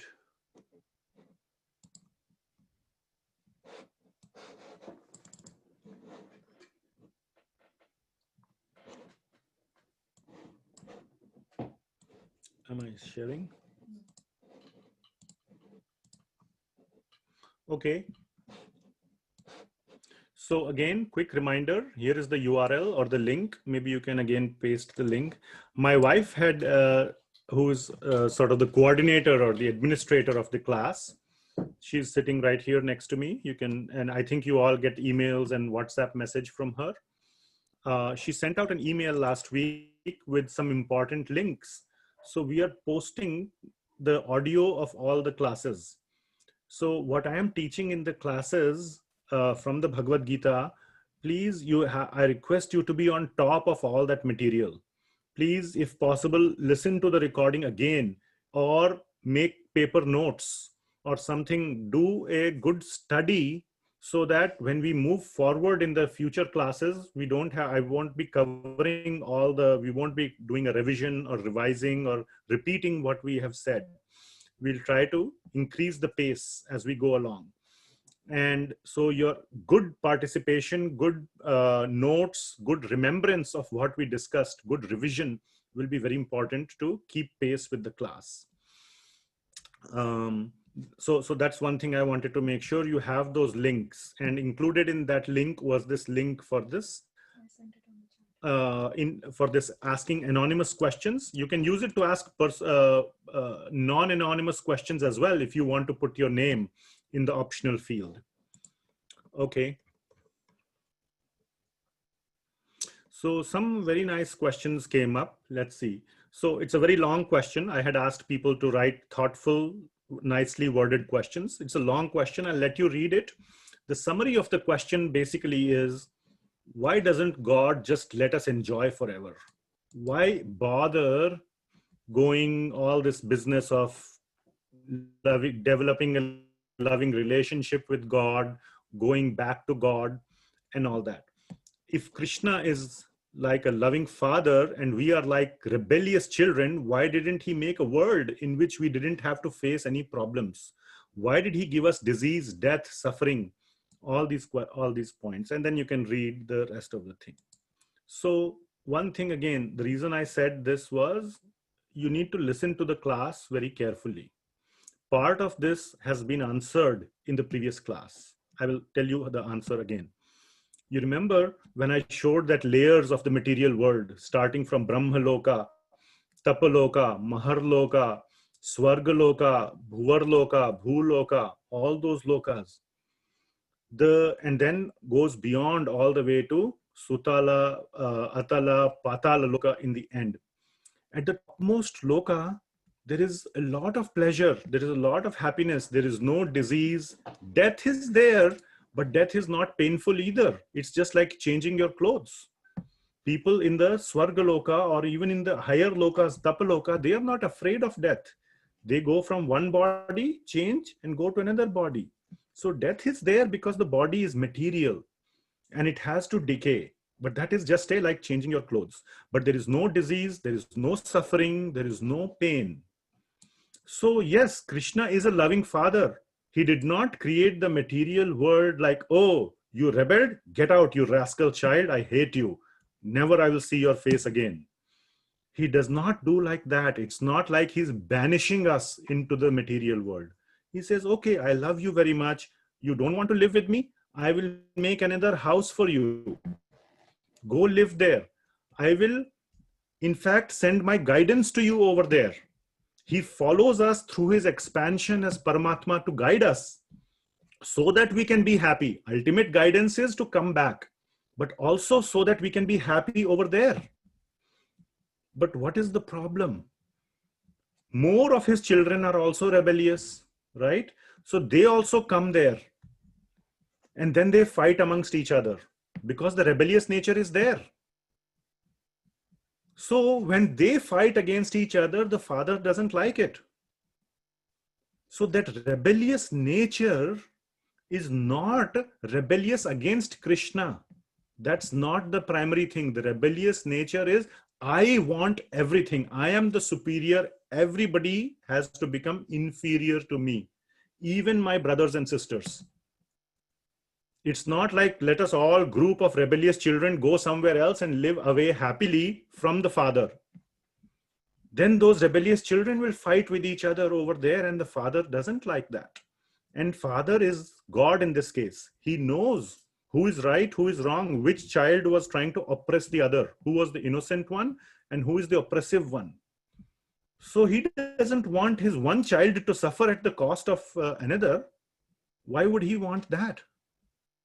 Huh? So he has created multiple universes. You go and live in other universes. Fine. But still there is fighting among the children.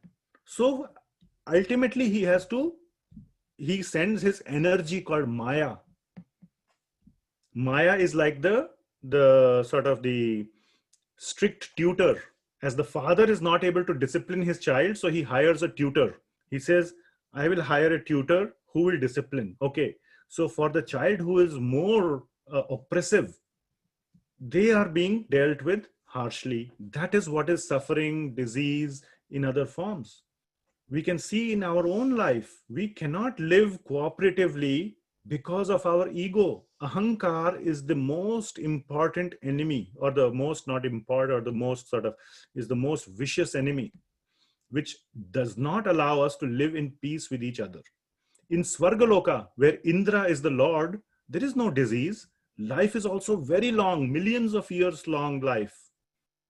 And there is full enjoyment. You get wonderful things to eat. You get wonderful, apsaras. You have wonderful palaces to live. There is, there's just, even actually people don't even know that there is something called the spiritual world. Bolte hain Swargavasi ho gaye.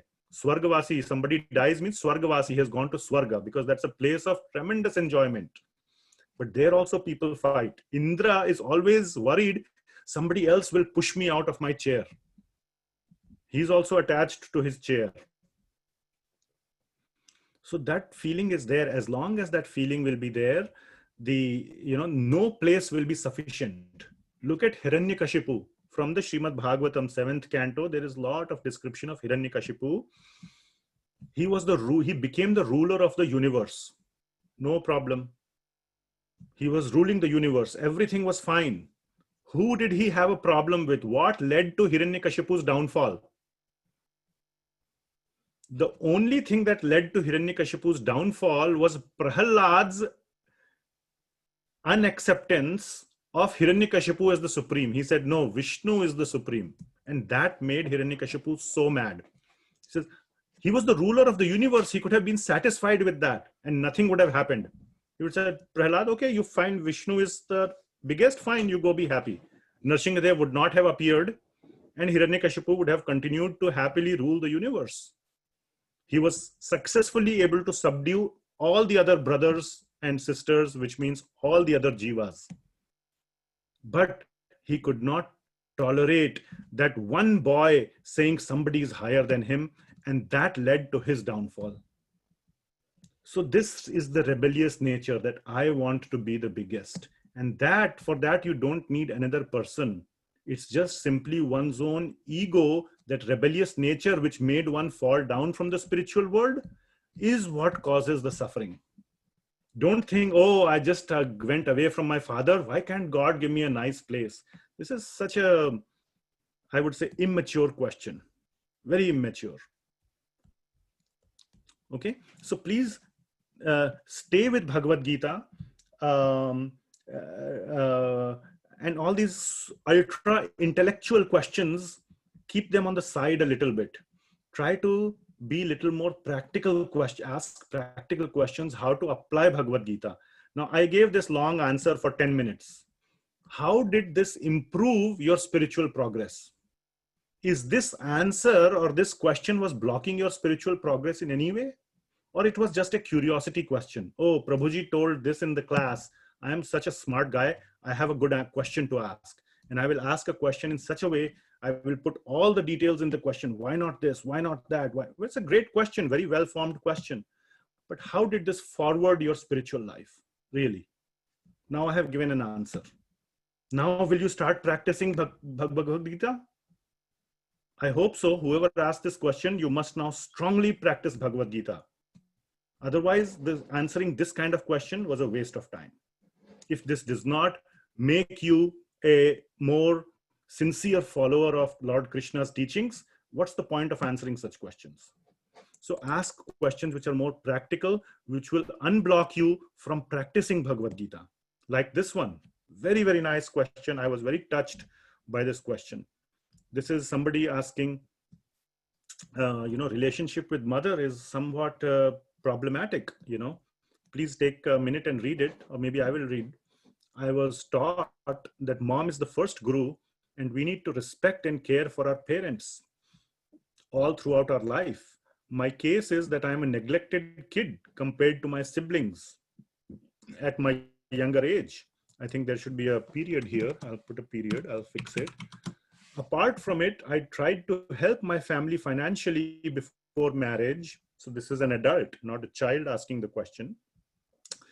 And due to some issue in my marriage, made me emotionally far away from my mom. So many hurts and insults, even now, when I go to see my mom, even after I have kids, I can also literally feel my mom being unhappy seeing me progressing with my career and kids.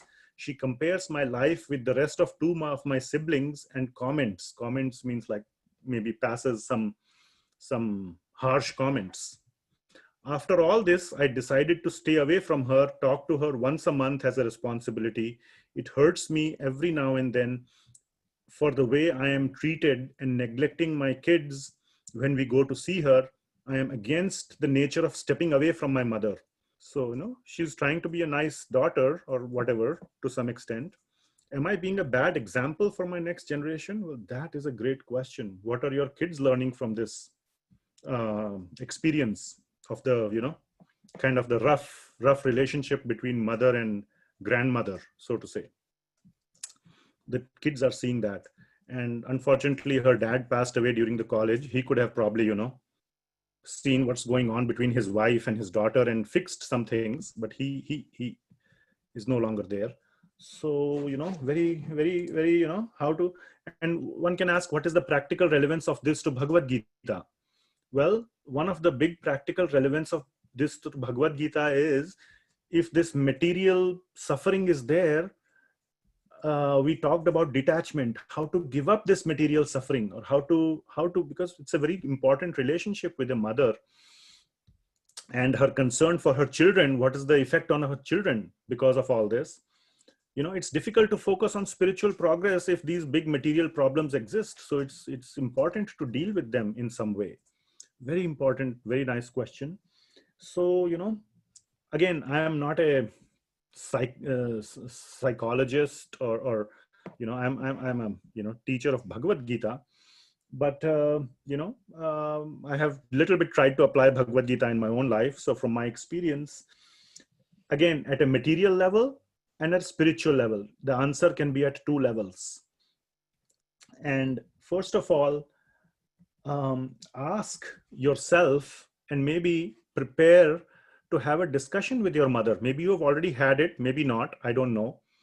Have a genuine discussion. What is the problem? What is hindering that full expression of love? Mother's love is said to be very, very deep, very pure, very selfless. I can see some sense here that, there is some issues in the marriage. Due to some issue in my marriage, maybe, this person married somebody who the mother didn't approve of, or something like that. I don't know, or whatever may have happened. Now there are kids and all those things, and some people just, they are affected so much. In this case, the mother may be affected so much, she's not willing to forgive the daughter for whatever may have happened there. I don't know. But ask for forgiveness. Have a genuine conversation with your mother, that really, I am interested. You have to, first thing is that you can learn from Bhagavad Gita is keep aside your ego, ahankar. Sometimes that ahankar is what stops us. Why doesn't she understand? So many years, fine, you have shown your anger for so many years. Are Baba, now you can give up your anger. You need to understand that. That is our ahankar speaking, that you should understand it by now. Maybe that person is spiritually immature or even materially immature. Mother may be 70 years old. The mind may be still of a 10-year-old. You can't say. Age is not a big indicator of maturity, usually. Some children are very mature. So in the same way, older people may be immature. Have a conversation, a genuine conversation. Keep aside your ego. Ask for forgiveness. Say, I understand you didn't like it, but see, I have a good family now. I have good children. Show what are the children experiencing. They are experiencing this rough relationship between mother and daughter. I don't want them to get this experience. Have a genuine conversation with your mother. That could be one thing. Ask for forgiveness. Look at always instead of pointing a finger, ask for forgiveness. Otherwise, if that doesn't work, if you have already tried it, try it genuinely. So you only can judge how genuine it was. I cannot judge. Also, after some time, looks like what you are doing, do your duty as a daughter. I don't know how old your children are, but once they become a little bit older, if you are concerned about your children, have a conversation with them. Explain them. Ki, I really wanted all this. I'm sorry you have to experience this. You have to witness this. But here's the situation. Here is all the things I tried. And you must be genuine in saying that. You should have tried it. You can't just say, oh, I tried to talk to her. But actually, when you tried, you already blamed her. You went and shouted on her. So you must be genuine in saying all this to your children, and they will hopefully understand that your part was right and your mother was being too harsh. Sometimes they say, I'm dead right. Maybe your mother is being dead right. Dead right means I'd rather be dead and right than be loving. They sacrifice love for being dead right. And they will go to they will live the rest of their life being dead right. So this dead right is not a good thing at all. And one should give up these things and enjoy the love and relationship with their loved ones. At a spiritual level, coming to the spiritual level, follow the principles of Bhagavad Gita, including, okay, this relationship is like this. For now, let me detach myself from it and attach myself to Krishna. Bhakti Yoga, Bhagavad Gita says, if you take shelter of Krishna, he will do everything so that you can come to him. Yena mam upayanti te. We just read, Dadami buddhi yogam tam, I give them the intelligence so that you can come to me. When you have to come to Krishna, you cannot go to Krishna with this burden in your heart that my relationship with my mother was so messed up. So if Krishna wants you to come back to him, if you show your love to Krishna, he will solve the problem. You are unable to solve the problem so far, looks like. But do you agree Krishna can solve it if he wanted? So go knock on Krishna's door. Please bring me to you. Don't ask him to solve this problem. He might solve it still if you just ask him to solve this problem. But tell him, I want to come to you. As a result of that, to make you come to him, he will, as a byproduct, solve your problem. Because he does not want you to come with all this baggage.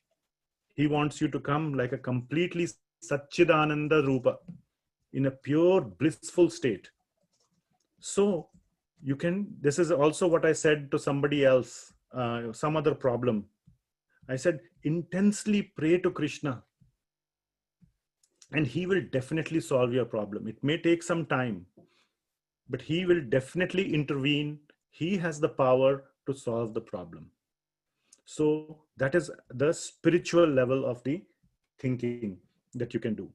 Okay, so focus on Bhagavad Gita for now. If you have tried all those things that I said at a material level, let it be like that. Be detached from solving it. Don't be too attached. I have to solve this problem. I have to solve this problem. Come what may. No, it's okay. You're already kind of detached. Focus on Krishna and he will solve the problem. Intensely focus on Krishna. Make your life completely dedicated to Krishna.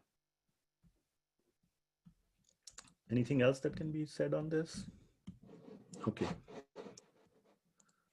Next question, I'll come back to these two one-liner questions. This is another question in the same spirit, very, personal question. Obviously, the name is not revealed, and I'm happy they didn't reveal the name because I don't want to know who is this person, because it's a very, very personal question about, love between husband and wife. And, again, the same principles would apply. Looks like the husband loves, sometimes it, at least, he brings good expensive gifts and he has helped the wife's family financially. He says that he loves the wife. So again, also another thing that I did not mention in the previous question is that you also have to realize that part of it could be a reaction from your actions in the past. Maybe in this life, maybe in the past life, what we call as the law of karma. In this life, you may remember. Sometimes you don't remember. Just like you can say, oh, if it was this life, it's fine. But why is it in the previous life? I don't remember. You know what? I have a news for you. Many times when you do something wrong to someone, you don't remember even in this life. So many times it has happened. I have went and talked to someone. I see that person is not behaving nicely with me. I went and go ask him, what is the problem? Did I do any mistake? I feel I never did any mistake. Then he tells, if I go genuinely enough, he tells me, no, you know what? Yeah, you are right. One time you said this to me. I said, really? I can't remember that at all. I said that. Or you may think, oh, I said that in a completely different way. Or something like that. Or maybe you do remember. And then you can ask for forgiveness. I'm so sorry. Yes, I remember that. I value our relationship more than being right, being dead right. I give up being right. Please forgive me. And I want to have a good relationship. But sometimes we don't remember even in this life. So it's not a very justifiable statement to say that I don't remember or I should remember even in the past life. So there may be things from past life, maybe in this life, that you do remember, don't remember, who knows what it is. But Krishna remembers. So there is reaction to that. So take that as a reaction and tolerate. That is where tolerance comes. The other aspects of forgiveness, having a genuine discussion with the other person, opening up your heart, letting them enter your heart, that is part of mitigation. So remember TME: tolerance, tolerate, mitigate, and emigrate. Emigrate to the spiritual platform. So again, keep detached. It's okay. Maybe last life you were the husband and this person was the wife. You did something like this. So some same thing is happening now. Maybe that's the case. I will not know. You will never know. Only Krishna knows. So tolerate to some extent. Develop a relationship with Krishna. That is the core teaching of Bhagavad Gita. And to his devotees, like we said last time, we read, Name Bhakta Pranashyati, 9.31. Krishna says, I personally go and take care of my devotees, 9.22. Yoga Kshemam Vahamyaham. So, and little bit token suffering he may give. If you have to get so much suffering, he will reduce it, because for his devotees, he is very interested to make the devotees very happy, free of baggage, free of burden, so that they can more fully devote themselves to Krishna. They know, Krishna knows, the more your mind is occupied with your, all these problems of life, you are trying, he sees you are trying sincerely to come to me. You are trying sincerely to build a relationship. Let me remove all this baggage. Let me intervene in this person's life, simplify his life so that he can love me. Krishna is very eager for our love. We had chosen to depart from him, from his house, and go out. But he wants us back. So he will do everything to bring us back, including removing our problems, if you show a genuine desire to go back to him. So let him deal with the problems. Okay, so that is the ultimate solution. Pray intensely to Krishna, follow the teachings of Bhagavad Gita. Show, and I'm saying this not theoretically. In my own life, I have experienced. Krishna has removed some very big barriers in my life that have allowed me to focus on Bhakti Yoga much better, to allow me to focus on Krishna so much better. So if it has happened in my life, I can say for sure there is some truth in this statement. But you need to try sincerely. You try sincerely for 1 year, but very sincerely, and then we can have a discussion of whether it helped or not. Okay, please try this process of bhakti very sincerely, to the letter and spirit, for 1 year. And Krishna, I'm almost, if you try it sincerely, Krishna will intervene and you will see the difference in your life. Okay, so that is the going to be the answer to many questions in this domain. And at the same time, genuinely try to address the problem at your level. Krishna wants to see you, resolve the problems between his children. We are all Krishna's children. So we should try to resolve the problem nicely, cooperatively, just like a father would like. I have 2 sons. When they fight, I tell them, can you please nicely resolve it between yourselves? As a father, I can say I absolutely want my children to be, good brothers, not like fighting brothers. And I would like them to resolve all the differences amongst themselves. So must try that. Sometimes I step in and, I help them to resolve their differences. So, I hope you get the answer there. How can we fully concentrate during meditation? Fully concentrate. So I think the focus is fully. So this is very hard. When we reach chapter 6, which is dhyana, we will see how hard it is. Okay, so don't worry about fully concentrating. Don't worry about fully concentrating. If I am getting the question, the focus is on fully. What you can do is, when the mind wavers, bring it back.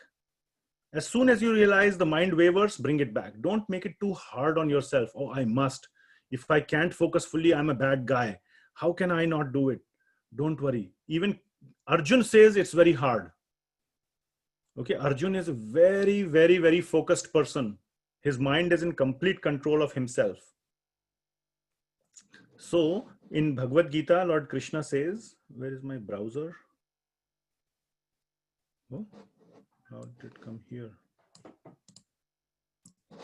So in Bhagavad Gita 6.23 is very important verse in this regard. 6 Dhyana Yoga, about meditation, that is the question. 6.23 Krishna says, or 6.26, I'm sorry. From whenever the mind wanders due to its flickering and unsteady nature, mind's nature is flickering and unsteady. Krishna is directly saying. So mind is programmed to go here, there like a monkey. One must withdraw it and bring it back. So as soon as you realize, oh, my mind has wandered, let me bring it back. As soon as you realize mind has wandered, bring it back. Okay? Don't worry too much about concentrating fully. If you can concentrate 5%, that's good. Once you can concentrate 5%, make it 10%. Like that, you slowly build the muscle. Don't try to build it 100% on day one. Otherwise, you will have to go to the hospital. It's like, you want to lift 250 pounds and you have never gone to the gym. First day you go to gym and lift 250 pounds. Next day we'll find you in the hospital. So don't do that. Start small. Start with 5% concentration, 10%, 15%. Don't try full concentration, 100%. Okay? How do you deal with religious intolerance and radicalism? I would like to hear more about the deeper part of the question. Otherwise, I think this is again seeming to be in the intellectual category. How do you deal with it? Why do you need to deal with it? If people are doing religious intolerance and radicalism, that's not the biggest problem in the world anyway. Why are you worried about religious tolerance and radicalism? Why not you're worried about hunger, world hunger? Why not you're worried about terrorism? Why not you're worried about coronavirus? Why not you're worried about, there are so many problems in the world. Now the question is, has this affected you? Have you been a victim directly, or somebody loved one, some near and dear one, been a victim of religious tolerance and radicalism? Then you can share a little more details about it. Otherwise, what is this question really trying to gain? How do you deal with it? So many things are happening in the world. This material world is dukkhalayam ashashwatam. This is a place of misery. We have landed in this place because of our deeds, like I told you. There are higher planets where there is no misery. There is no religious intolerance, radicalism in Tapaloka, Maharloka, Swargaloka. So if you really don't want to deal with the problems of life, do such actions to land in Swargaloka. Okay? And then you will not have this question. But because you have somehow, because of your past actions, you and landed up in Bhuloka, Earth planet, there are all these problems. So the focus should be how to get out of here rather than trying to solve the problem here. It's like you are in the bathroom. What is the goal when you are in the bathroom? Do your business and get out. Correct? You don't try to make the bathroom the permanent residence. Oh, let me make it a clean, nice bathroom. Let me, put new paint in it, nice pictures, nice this thing, nice that thing. That's not the point. Bathroom is supposed to be dirty place. You have somehow reached there because of your past actions. You ate too much. So you have to go to the bathroom. Do your business and get out. Don't try to make it a nice place. Don't try to ask the question, why is bathroom so stinky? That's the property of bathroom, to be stinky. You make it nice. After 5 minutes, after 2 more people come after you, again it will become stinky. So all your hard work to deal with the stinkiness went down the drain. So that is my answer to this question. If this has directly affected you in some way, we can talk about that. These are all the questions that came in. Yeah.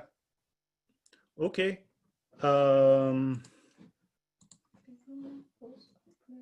questions people have posted during the class and the anonymous one. One is very simple about the will. So any questions that have come right now, I think again, it's 6:11. I will take it next week. Okay. And any questions that come till Saturday, I will take in the Sunday's class, because sometimes people send questions same day. My wife is telling some question came in right now on the anonymous questions form during the class. I won't be able to take it in today's class. We will address it in next class. Cutoff will be Saturday. Saturday, 11:59 p.m., like most deadlines for students. Okay. These are all online classes are happening. My children are doing every time at 11:30, all the panic starts. Oh my God, 29 minutes left to finish the homework. And somehow they are scrambling to finish all the homework before 11:59 and press the submit button. So in the same way, you have, if you want the question to be answered in that Sunday, 11:59 p.m., Saturday is your deadline. One was a very logistical question: where can they find that creation poster? But I had already sent it in the email. So did you not? Are you not getting the email? So yeah, the very good, important question was asked. What is the? Am I still sharing the screen? Yeah. So if you go to, let me open it in incognito. Go to this place, tiny URL. I think I showed this, tiny URL/Gita PDX. This folder is available to everyone, and it contains what? Tiny M. Oh. tinyurl.com/Gita PDX. And a lot of useful things are here. There is a thing called interesting documents. Within that, there is this creation poster. So you can download it and you can see it, and many other things. Browse through this folder. Again, please be good students, sincere students. Don't ask me these kind of questions, where to find Bhagavad Gita link, where to find this, when we have already shared it with you so many times. Please make a note of it, archive the email, and be sincere students. Don't ask the same question again and again. Okay, anything else? Okay, please take this class very seriously. Pre-read Bhagavad Gita before you come to the class. Listen to the recording also before you come again for the, so that we can, this is you don't want to really miss out on this opportunity to understand and implement Bhagavad Gita in your life. Please don't let this opportunity go. This is in a way Krishna's arrangement to connect you to him. People ask, oh, why didn't God connect me to him? Why didn't he come there to tell me that I should love him? That was part of the question there. You see, this question said something like, why didn't they have no idea about Krishna? Somewhere it says, yeah, many of them have no idea about Bhagavad Gita and Krishna. Well, at least the 100 people here now have idea. You are not one of them who does not have an idea, right? So you are lucky to have that idea. This person is asking, people don't have idea about Krishna. How can they follow Bhagavad Gita? Fine, leave them aside. You have an idea. You don't become like the remaining people who drop out or don't follow the Bhagavad Gita. Please follow Bhagavad Gita sincerely. It has tremendous potential for benefit in your life. Okay. Thank you very much. We'll see you next week. Hare Krishna. Hare Krishna. Hare Krishna. Prabhuji. Hare Krishna, Prabhuji. Hare Krishna, Prabhuji. Hare Krishna, Prabhuji. Thank you. Thank you. Hare Krishna. Hare Krishna. Thank you. Thank you. Hare Krishna. Hare Krishna. Okay, Hare Krishna. I'm going to end the call here. Hare Krishna, Prabhuji. Thank you. Thank you, Hare Krishna Mataji.